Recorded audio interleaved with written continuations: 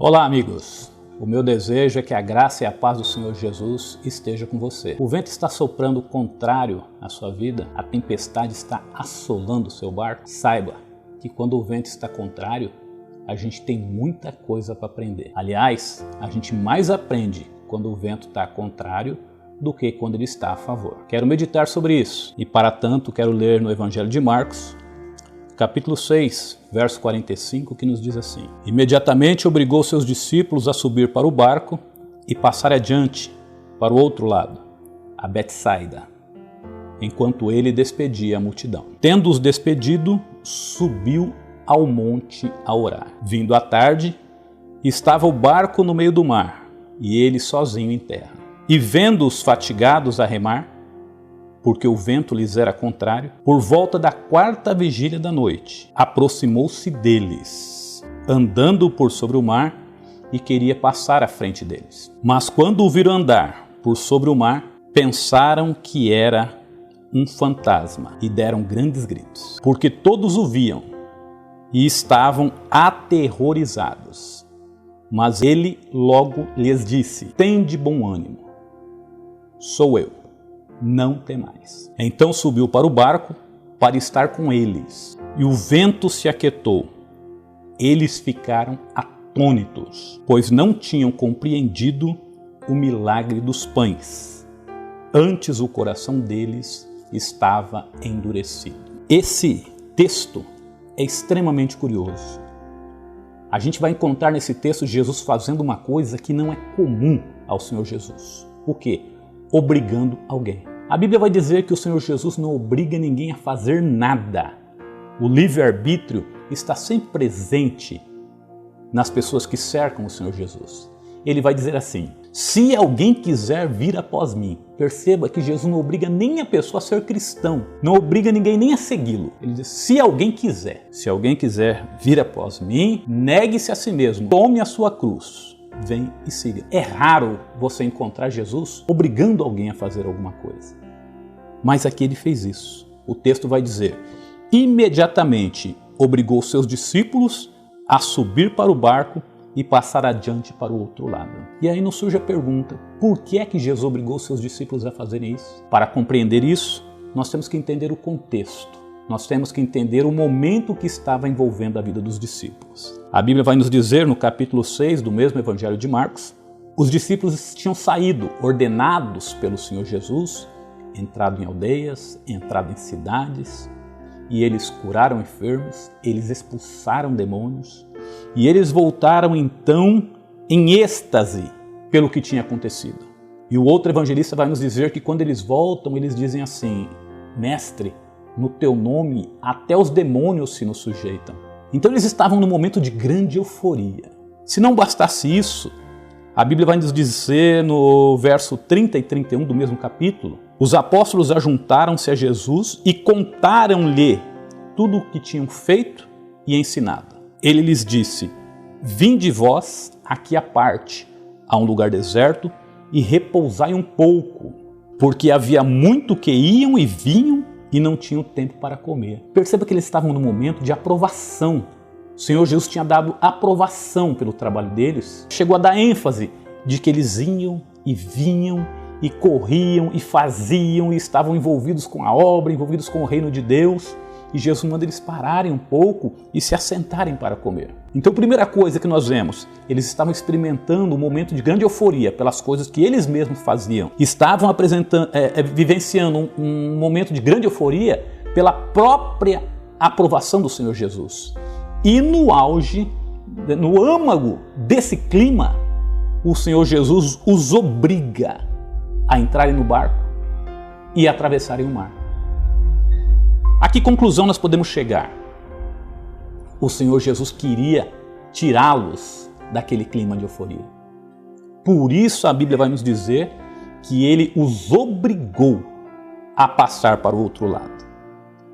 Mas veja que interessante, quando Jesus obriga os discípulos a passarem para o outro lado, a Bíblia vai nos dizer que ele despediu a multidão e ele subiu ao monte para orar.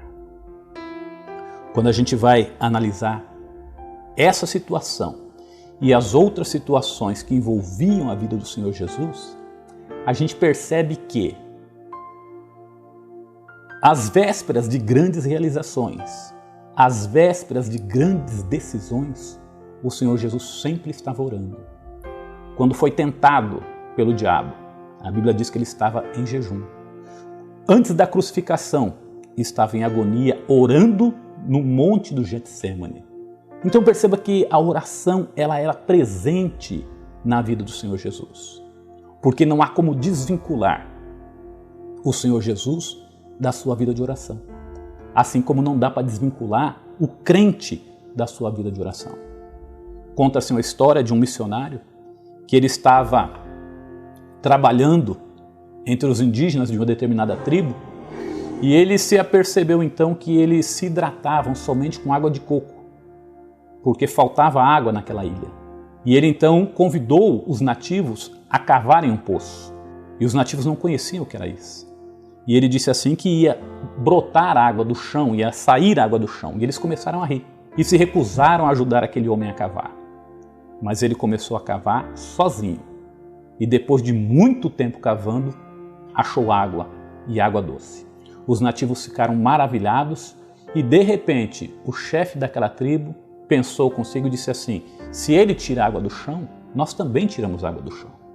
E convidou os demais a cavarem um poço. Eles começam a cavar, encontram água, mas era água salgada. Cavam outro poço e encontram água, porém água salgada. Cavam um terceiro poço e a água também era salgada. Ao passo que o chefe daquela tribo chega para o missionário, com quem eles já tinham uma certa intimidade, e dizem assim: Missi, o meu povo sabe cavar do jeito que o Missi cava, mas não sabe orar do jeito que o Missi ora. Então é isso, meus irmãos. O que nós temos a aprender aqui é que o Senhor Jesus nunca dissociou os seus feitos da sua vida de oração. Os discípulos chegaram para Jesus e disseram assim: Mestre, ensina-nos a orar. Perceba que eles não pediram: Mestre, ensina-nos a expulsar demônio. Mestre, ensina-nos a realizar milagres. Mas eles disseram: Mestre, ensina-nos a orar. Porque eles reconheciam que aquilo que o Senhor Jesus fazia como consequência da sua vida de oração. E conosco não é diferente. Se nós quisermos ter uma vida cristã relevante, nós precisamos orar. Se nós quisermos ter uma vida cristã que faça diferença na vida dos outros, nós precisamos orar. Mas o texto vai dizer aqui, no verso 47, vindo à tarde, estava o barco sozinho no meio do mar, e ele em terra, e vendo-os fatigados a remar, porque o vento lhe era contrário. Então perceba o seguinte: o Senhor Jesus ele estava em terra, os discípulos estavam remando, e a Bíblia diz que eles estavam fatigados, porque o vento era contrário. E aí eu te pergunto, quem foi que colocou os discípulos naquela situação? Foi o próprio Senhor Jesus. Ele que os obrigou a entrar no barco. Então nós podemos dizer que aquele vento contrário era algo que o Senhor Jesus tinha planejado para a vida dos discípulos. Mas por que Jesus faria isso? Porque quando o vento sopra contrário na nossa vida, nós temos muita coisa para aprender.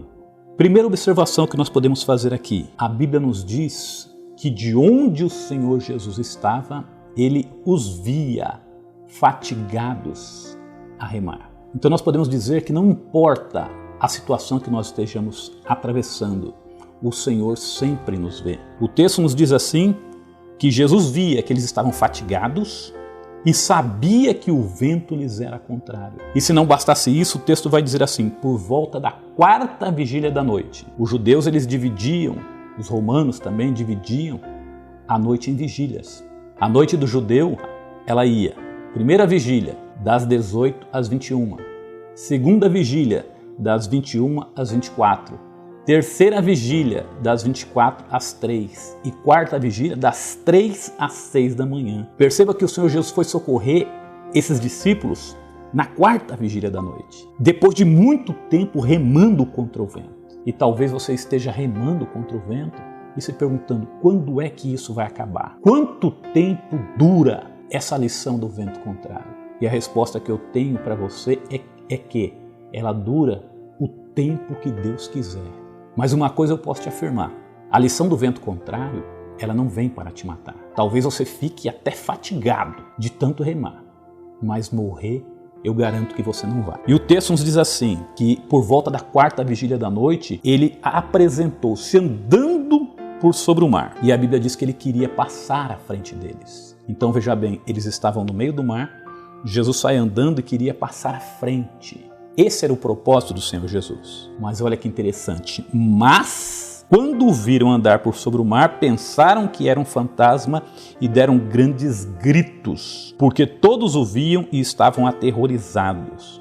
Perceba o seguinte, o propósito do Senhor Jesus era passar à frente deles, mas a Bíblia diz que eles estavam aterrorizados e eles deram grandes gritos. O que eu entendo com isso? Jesus tinha um propósito, mas o estado emocional dos discípulos alterou o propósito que Jesus tinha. E muitas vezes Jesus faz isso conosco. Às vezes Deus tem planos na nossa vida que o nosso estado emocional altera a vontade de Deus para conosco. Porque Deus quer o melhor para nós. O nosso estado emocional não passa desapercebido diante de Deus. Isso é tão verdade que a Bíblia vai nos dizer que o profeta Elias, em certa ocasião, pediu para si a morte. Foi ao deserto e estava ali deitado debaixo de um zimbro. E o anjo do Senhor apresentou-se ali e disse assim, o que você está fazendo aqui, Elias? E Elias relata as dificuldades pelas quais ele estava passando e diz assim, Senhor, eu quero a morte. E a Bíblia vai nos dizer que o anjo do Senhor deu a Elias a comer pão cozido sobre as brasas e deu água para beber. E o que eu posso dizer com isso? O que eu posso complementar com isso? Às vezes a gente acha que a gente precisa morrer, mas às vezes o que nós precisamos é comer a palavra de Deus, é comer o pão que Deus nos dá, porque esse pão é vida. E se nós fôssemos abrir para as pessoas contarem quantas pessoas que estavam no fundo do poço e a convivência com esse pão deu vida e deu saúde espiritual para eles. Mas vamos lá, o texto nos diz que ele disse assim, tende bom ânimo, sou eu, não temais.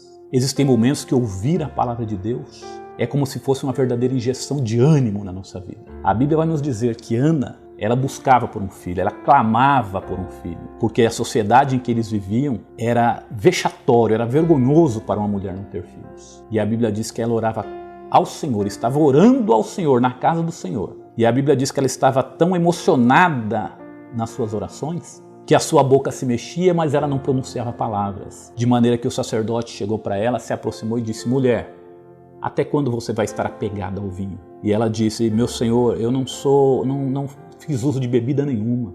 Eu sou uma mulher atribulada de espírito e eu tenho derramado diante do Senhor o meu coração. E o sacerdote então responde, então o Senhor faça segundo o teu coração. E a Bíblia vai nos dizer que ela se levantou da oração e o seu semblante já não era mais o mesmo. Perceba o seguinte, ela não teve sua oração respondida. Ela queria um filho, mas ela não estava grávida ainda. Ela queria um filho, mas não tinha gerado ainda.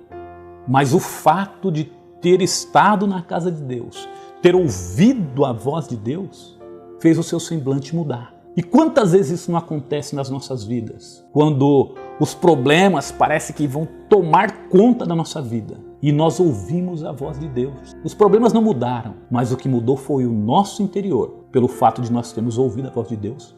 E isso nos dá força, isso nos dá garra para continuar até superarmos o nosso problema. Mas veja bem, o verso 51 vai dizer assim, então subiu para o barco para estar com eles. Em uma outra ocasião, quando uma tempestade se levantou, a Bíblia vai dizer que Jesus estava dormindo no barco. E isso dá uma certa segurança, porque a Bíblia vai nos dizer que quando os discípulos perceberam o tamanho da tempestade, que eles não iam conseguir vencer aquela tempestade, eles correram para Jesus, o acordaram e disseram, mestre, não se te dá que pereçamos, nós vamos morrer. E Jesus levantou-se e disse, acalma-te vento, aquieta-te mar. E a Bíblia diz que tudo se fez bonança, tudo se fez tranquilidade. Perceba que nesse momento eu tenho para mim que Jesus preparou aquela situação para que ele mostrasse para os discípulos quem ele é. E nós podemos confirmar isso na Bíblia porque eles se levantaram e disseram: quem é esse que até o vento e o mar lhe obedecem? Mas o texto aqui diz que Jesus entrou no barco para estar com eles. Jesus queria estar com eles, assim como Ele quer estar com você. O Senhor Jesus tem prazer em estar com os homens, principalmente com os necessitados, os atribulados de espírito. Porque Ele mesmo disse assim: vinde a mim todos os que estão cansados e oprimidos, e eu vos aliviarei. Deus quer entrar no seu barco não para mostrar a sua grandeza. Deus quer entrar no seu barco não para mostrar o seu poder, mas Ele quer entrar no teu barco porque Ele quer estar com você. Agora olha que interessante, o texto diz assim: então subiu para o barco para estar com eles, e o vento se aquietou. E eles ficaram atônitos, pois não tinham compreendido o milagre dos pães, antes o coração deles estava endurecido. Olha que interessante isso. A Bíblia nos diz que eles ficaram atônitos porque eles não compreenderam o milagre dos pães. Que milagre dos pães? Antes deles subirem ao barco, quando Jesus os obrigou, a Bíblia nos diz que Jesus tinha feito uma multiplicação de pães. E nessa multiplicação, sugeriram que Jesus despedisse a multidão para que comprassem pães, para que pudesse se alimentar. Mas Jesus disse assim: dá-lhes voz de comer. E eu imagino que os discípulos pensaram: como é que nós vamos dar de comer a essa grande multidão? E Jesus falou assim: vão ver quantos pães vocês têm. E eles responderam: 5 pães e 2 peixes. Perceba que Jesus mandou eles irem ver, e eles não foram, porque eles já tinham ido. Quando eles viram aquela grande multidão, eles já falaram entre eles e disseram: nós temos aqui 5 pães e 2 peixes, o que nós vamos fazer com isso? A situação que eles estavam vivendo os deixou aflitos. Mas Jesus disse assim: manda o povo sentar. E quando o povo se assentou, a Bíblia diz que Jesus repartia, entregava aos discípulos e os discípulos entregavam à multidão. E todos se fartaram. E agora, nessa experiência aqui do vento contrário, a Bíblia vai dizer que eles estavam atônitos porque eles não tinham compreendido o milagre dos pães. O que eu aprendo com isso? O milagre dos pães é o milagre da dependência. Se eles tivessem compreendido a situação em que eles tinham vivido ali, quando a multidão estava faminta, eles teriam tido tranquilidade nesta lição do vento contrário. E a Bíblia diz que como eles não compreenderam, eles estavam atônitos. O que significa isso? Se Jesus multiplicou os pães lá, Ele também vai preservar a nossa vida aqui. Se Jesus multiplicou os pães lá, Ele não vai deixar que o nosso barco afunde. Se Jesus multiplicou os pães lá, cuidando da multidão, Ele também vai cuidar de nós aqui. Então o que é que nós podemos aprender com isso? Com certeza você já teve outras experiências com Deus. Com certeza Jesus já te ajudou em outras ocasiões. Com certeza, em muitas situações, você entendeu que era Deus te livrando, que era Deus te confortando, que era Deus falando com você. E essas experiências que você traz com Deus são as garantias no momento de dificuldade de que Deus está com você. Você pode até não compreender, você pode até ficar desesperado, você pode até remar contra o vento. Isso pode até se demorar, porque Jesus foi socorrê-lo só na 4ª vigília da noite. Mas uma coisa nós podemos ter certeza, assim como Jesus nos socorreu lá, naquela situação, Ele pode nos socorrer nessa. Então fique com essa palavra. E mesmo que você esteja passando pelo vento contrário, não desanime, que Deus está contigo. Que a paz esteja com você, que Jesus abençoe o teu lar. Gostou desse vídeo? Curta, comenta e compartilhe. Deus te abençoe em nome de Jesus.